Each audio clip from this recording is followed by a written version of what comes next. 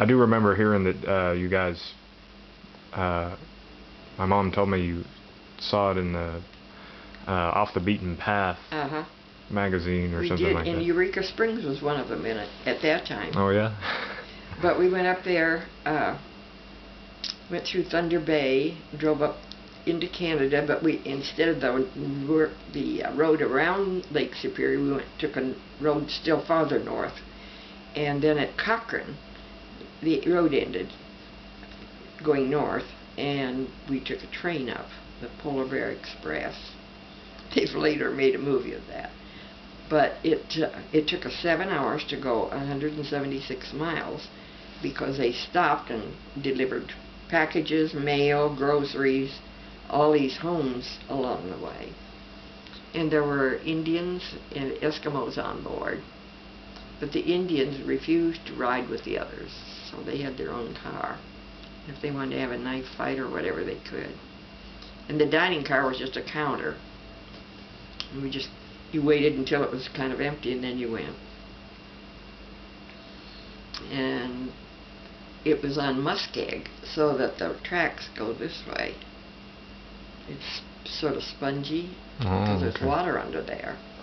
And that's why the last 176 miles there were no telephone lines, because they couldn't put them down far enough. So it was radio the last miles. And we stayed at a little lodge called the Log Lodge, right on the river, which led into James Bay and Hudson's Bay. And we were the first people in from the outside, as they called it. So we got treated really well. They just spoiled all of us. And the telephone people, the manager of the telephone company there, they invited us over for coffee at 10:30 at night because the sun was still shining. So we went over and she got out her best dishes and everything. They were so excited to have new people there from outside. And the young men that worked for the telephone company were staying at the lodge we were. So we had our doors open in between. We passed in and out visiting, you know. So. How long did you stay up there? I don't remember exactly. The train went up and then went back the next day and up again. I don't know if we were there 4 days or 5, but it was about that. So it was legal to knife fight if you were... I guess so.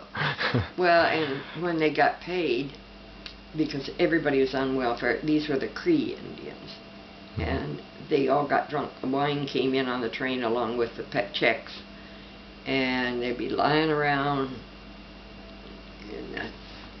in the sewer. They had little running sewers rather than... See, with the muskeg, you can't go down very well. Oh, yeah. And we went to an island called Moose Factory Island, and there was an Anglican church there. And it had deer skin, everything hanging, you know. It had this huge, huge round thing in the middle of the floor, and it was actually a cork. And when the rains came, and the floods, when the snow melted, they lifted that up. Otherwise it would have floated away. So it let it flood and then go out. And the song books and everything were in Cree and English.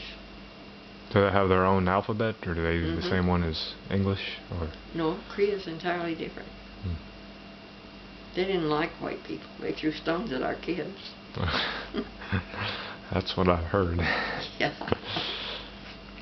But it was a wonderful vacation because it was so different.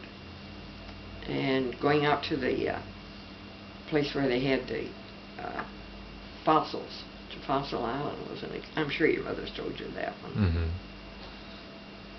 And then we thought later, here we went in this taxi with an Indian, water taxi, with an Indian 4 miles out. He could have just dropped us there. We've never been heard from again. But he stayed right there with us. We got 80 pounds of fossils. Wow. Took them on the train.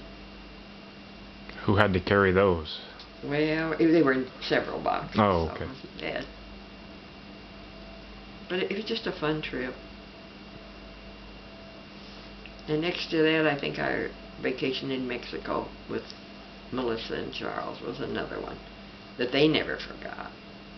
Because we stayed at a very lovely resort hotel, and you had everything right there. You didn't need to leave. And they had their own waiter, and they could order, sign for it. They thought they were big stuff. And, oh, what is that? She probably already told you about the movie star coming there to have lunch. I don't remember the movie star's name. Is it the one that... Is that the one that ate like Cheerios or something for breakfast? And don't remember that. well, she just... I remember her saying something about seeing a movie star and, you know, feeling pretty excited about it, but then feeling kind of disappointed because they looked over and saw that he was eating Cheerios for breakfast. Quite possible. I didn't even remember that. I can't think of his name. I could see him. He always played a rough old man at the last. Paint Your Wagon, when he started. With Clint Eastwood and what's his name?